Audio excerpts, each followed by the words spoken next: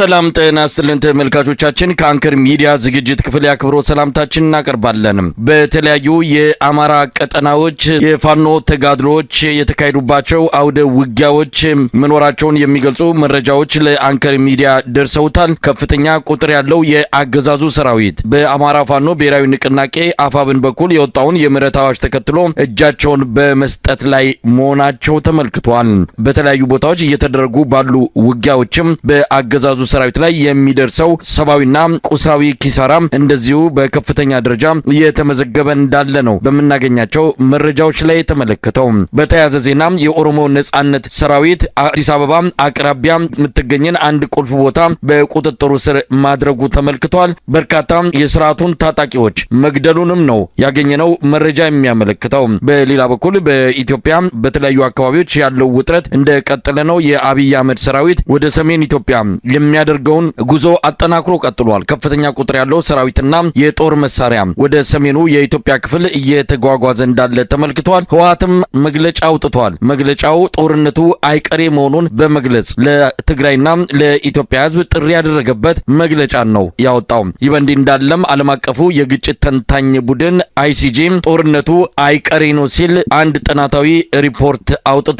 በኤርትራና በኢትዮጵያ መሃል ጦርነቱ ሊካሄድ የሚችልበት እድል ሰፊ እንደሆነ በመግለጽ ይህ ጦርነት እንዲቀር ማናቸውም አካላት አስፈላጊውን ጫና እንዲያደርጉ ጥሪ አድርጓል። መረጃዎችን ወደ እናንተ በማካፈል በአንዳንዶቹ ላይ ሰፊ ትንታኔ የምንሰጥበት መርሃ ግብርን ነው ይዘን የቀረብነው። የዘውትር ተሳታፊያችን መስመር ላይ ይገኛል። የምንጀምረው ከአማራ ክልል ነው። ዘግይቶ የሚወጡ መረጃዎች እንደሚያመለክቱት የአብይ አህመድ አገዛዝ በአማራ ክልል የሚደረገውን ውጊያ ለመቀጠል እንዳይችል የበጀት እጥረት እንደገጠመው ተመልክቷል።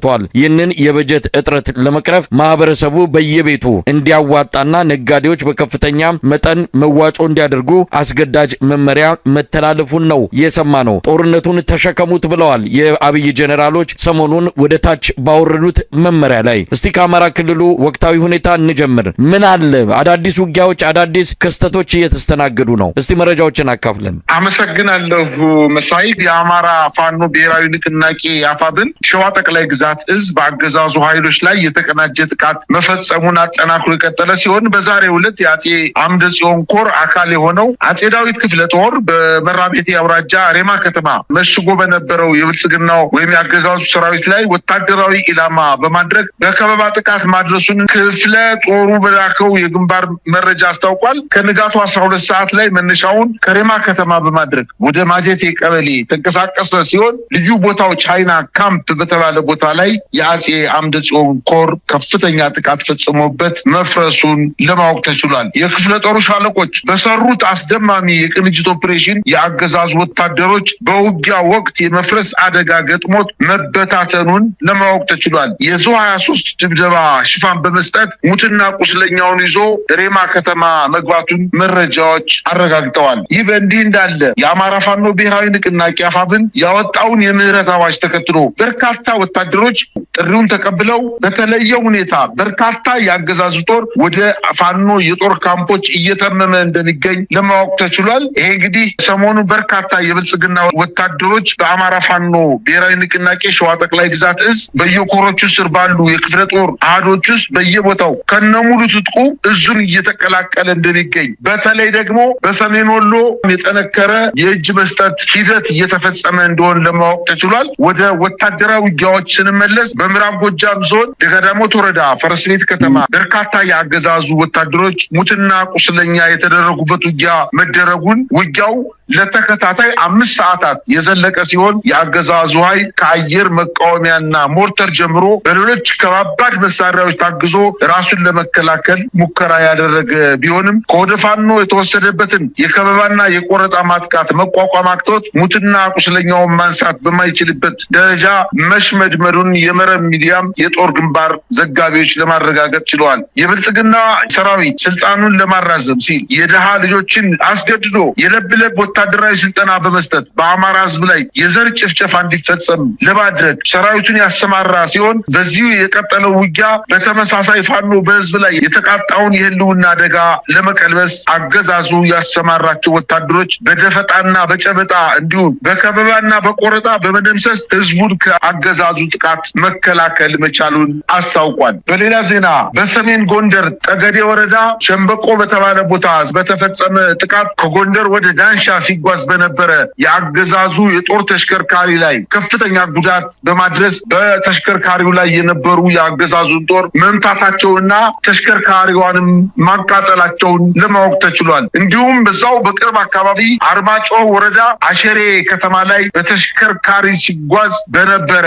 የአገዛዙ ጦር ላይ በተፈጸመ ማጥቃት መኪናውን ሙሉ በሙሉ ማቃጠል ሲቻል ወታደራዊ አዛዦችን ጨምሮ በተሽከርካሪው ላይ የነበረው የአገዛዙ ጦር ሙሉ በሙሉ ማለቁን ለማወቅ ተችሏል። በምዕራብ አርማጭሆ ሽመለ ጋራ በከባድ መሳሪያ የታገዘ ጦርነት እየተደረገ ሲሆን የአገዛዙ ጦር ወደ ሽመለ ጋራ ሲጓዝ አዲስ ዓለም ከተባለ ቦታ ላይ ጥቃት ደርሶበት በኋላም ለ5 ተከታታይ ሰዓታት የዘለቀ ውጊያ ከተደረገ በኋላ ወደ አርማጭሆ ወረዳ መመለሱን በዛ አካባቢ እየተደረገ ያለውን አጠቃላይ ውጊያ የአገዛዙ ጦር በሽንፈት ወደ ከተሞች እየሸሸ እንደሚገኝ ለማወቅ ተችሏል። አሁን ማታውን የደረሰን ዜና እንደሚያመለክተው ደግሞ በኦሮሚያ ክልል በአዲስ አበባ በ35 ኪሎ ሜትር ርቀት ላይ በምትገኘው ሙሌ ወረዳ ላይ ሰኞ ገበያ በተባለ ከተማ ላይ የኦሮሚያ ነጻነት ሰራዊት በከፈተው ማጥቃት እንቅስቃሴ በስልጠና ላይ የነበሩ ከ70 በላይ የአገዛዙ ሚኒሻዎች መደምሰሳቸውንና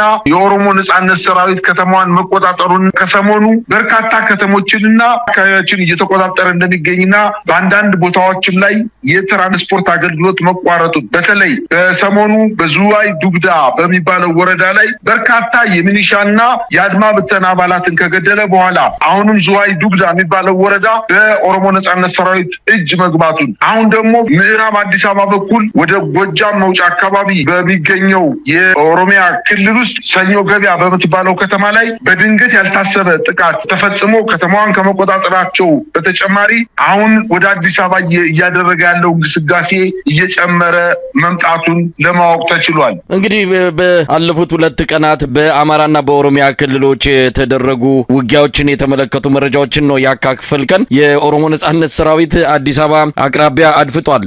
ዱከም ድረስ እየመጣ ጥቃት የሚሰነዝርበት የአገዛዙን ፖለቲካዊና ወታደራዊ መዋቅሮች ላይ እንደዚሁም ተቋማት ላይ የሚያደርሰው ጥቃት ሰሞኑም እንደዚሁ ተጠናክሮ ነው የቀጠለው።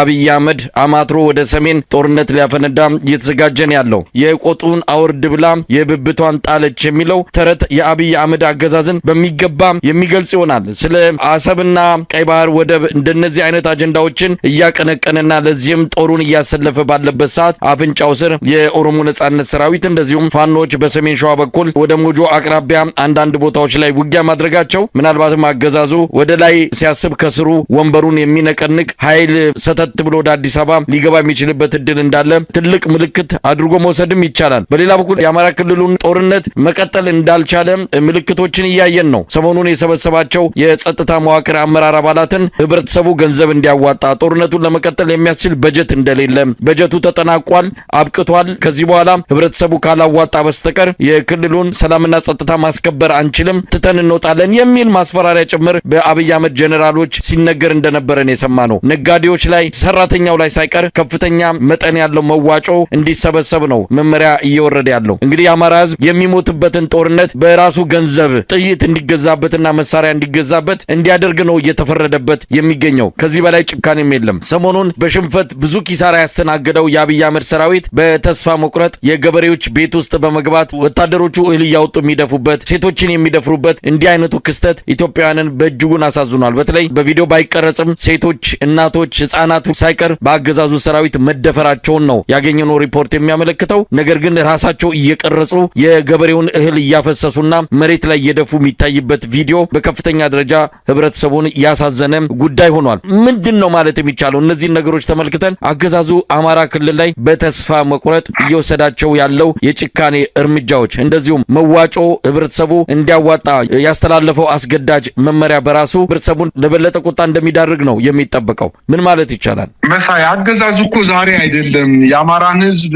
በራስህ በምታዋጣው ገንዘብና ጥይት ራስህን እገልሃለሁ የተባለ እኮ ዛሬ አይደለም። ከዛሬ 3 ዓመት የጀመረ የገንዘብ ማዋጮ የተደረገው እኮ የአማራ ክልል 2 አይነት በጀት ተመድቦለታል። አንደኛው የካፒታል ፕሮጀክቶች ማስኬጃ በጀት ነው። ሁለተኛው ደግሞ የመደበኛ የሰራተኛ ደሞዝ፣ የውሎ አበልና የመሳሰሉ በጀቶችን የያዘ በክልሉ መንግስት የሚመደብ በጀት ነው። እነዚህን 2 በጀቶች ሙሉ በሙሉ እያደረገ ያለው ከሰራተኛ ደሞዝ ሳይቀር እየነጠቀ በወረዳው አጠቃላይ የፋይናንስ ጽህፈት ቤት በኩል ለእያንዳንዱ ሚኒሻና ለእያንዳንዱ አድማ ብተና ደሞዝ እንዲከፈል ነው ያደረገው። መጀመሪያ ተመልምሎ የሚወጣ ሚኒሻ 9,000 ብር ደሞዝ ይከፈለዋል። 1 ዓመት ከሰራ ወደ 11,000 ብር ይከፈለዋል። 2 ዓመት የሰራ ወደ 13,000 ብር ይከፈለዋል። ከ4 ዓመት በላይ የሰራ ደግሞ 15,000 ብር ይከፈለዋል። ከዚህ ገንዘብ ውጪ ሌላው የሚደረግላቸው ምንድነው? እዛው በወረዳው በጀት ወረዳውን በሚጠብቁበት ሰዓት በውሎ አበል ሰበብ በዛው ከተማ የሚገኙ በአማራ ክልል በሚገኙ ከ100 በላይ ወረዳዎች ላይ የምግብ በጀታቸውን በወረዳው በሚገኙ የምግብ እና ሆቴሎች፣ ሬስቶራንቶች ላይ በጀት ተመድቦላቸው ሆቴል ነው እየተመገቡ ያሉት ሚኒሻ እና አድማ ብተና። ስለዚህ አጠቃላይ የወረዳውን በጀት እየተመገበ ያለው እና እየተጠቀመበት ያለው ሚሊሻና አድማ ብተና፣ ፖሊስና የጸጥታ አካል በአጠቃላይ እና የብልጽግና አመራሮች ናቸው በጀቱን በጋራ እየተጠቀሙ ያሉት። ምናልባት ትርፍ ገንዘብ ካለ ለሰራተኛው ደሞዝ ይሰጣል። አለዛ በከተማ ላይ የሚደረግ የልማት ፕሮጀክቶች ቁመዋል። 4 ዓመት 5 ዓመት ሆኗቸዋል። ሙሉ በሙሉ ገንዘባቸውን እየተጠቀሙ ያለው በዚህ ነው። አሁን ይሄ አልበቃው ያለው ስርዓቱ ነጋዴውን ተመልሶ እንደገና በደሞዝ መልክ ያለውን የመንግስት ሰራተኛ እንዲሁም ጥቃቅን እና አነስተኛ የሚሰሩ ጉልት የሚሰሩትን ጭምር በከተሞች ላይ ሰብስበው ራሳችሁን ምንገልባችሁ ራሳችሁን እናሳድድባችሁን ገንዘብ ራሳችሁ ታዋጣላችሁ በማለት አንደኛ በክልሉ የሚገኙ ሁሉንም ነጋዴዎች ማለት የሚያስችል ደረጃ ገንዘብ መዋጮ እንዲያዋጡ ከፌዴራል መንግስት በቀጥታ ለክልሉ መንግስት፣ የክልሉ መንግስት ደግሞ ለእያንዳንዱ ዞን ለእያንዳንዱ ወረዳ ትዕዛዝ አስተላልፎ ወደ ነጋዴዎቹ ወደ መንግስት ሰራተኛው አጠቃላይ ወደ አማራ ክልል ገንዘብ ያገኛል ከኪሱ ውስጥ ገንዘብ አለ የተባለ ማንኛውም ነዋሪ መዋጮ እንዲያደርግ ትዕዛዝ አስተላልፎ በእንቅስቃሴ ላይ እንደሚገኙ ነው የሚታወቀው። ይሄ ስርዓት ከግራዚያኒ በላይ ጨካኝ ስርዓት ነው። በራሳችን ገንዘብ ራሳችንን ለመግደል ከፍተኛ ጥረት እያደረገ እንደሆነ ስለሚታወቅ አምርረን መታገል አለብን ብለን የምንለውም እንደዛ ነው። የመረረ ትግል ካላደረግን በስተቀር ምናልባትም ከገደለን በኋላ ራሱ የአስክሬን አምጡ ሊለን ሁሉ ስለሚችል ከዚህ በፊት ወጣቱ ወደ ከተማ የፋኖ ኃይላችን ደግፋችኋል ወይም የፋኖ ኃይሎች ከተማ ገብተው የመከላከያ ሰራዊቱን ሲመቱት የተመለከተው ነገር በመራይ፣ በፍኖተ ሰላም፣ በደንበጫ፣ በደጋዳሞች፣ በጎንደር በተለያዩ አካባቢዎች፣ በሸዋና በወሎ በተለያዩ አካባቢዎች የተሸነፈ ሰራዊት ወደ ከተማ ሲገባ ወጣቱን አስፋልት ላይ እያወጣ ሲረሽን ተመልክተናል። አሁን ደግሞ ሊያደርግ የሚችለው ምንድነው? የተረሸኑትን ሰዎች ጥይት አባክናቸዋልና ወላጆቻቸው አስክሬን የምታነሱት ገንዘብ ስትከፍሉ ነው በማለት የድሮ ዘመንን ወደኋላ ተመልሰን እንድናስታውስ እያደረገ ስለሆነ እያንዳንዳችን ቤት ችግሩ ወደ ማንኳኳት እየመጣ ስለሆነ ወጣት ልጅ ያለሽ እናት፣ ወጣት ልጅ ያለህ አባትም ቢሆን በአርበኝነት ሚስትህና ሴት ልጆችህን ለመጠበቅ ወደ ትግል መውጣት እንዳለብህና ይህን ስርዓት አምርረን ካልታገልነው በስተቀር ገና ጉድ የሚያሳየን ነገር ሊያመጣ የሚችል መሆኑን ነው። ይህን ያልኩበት ምክንያት በዋናነት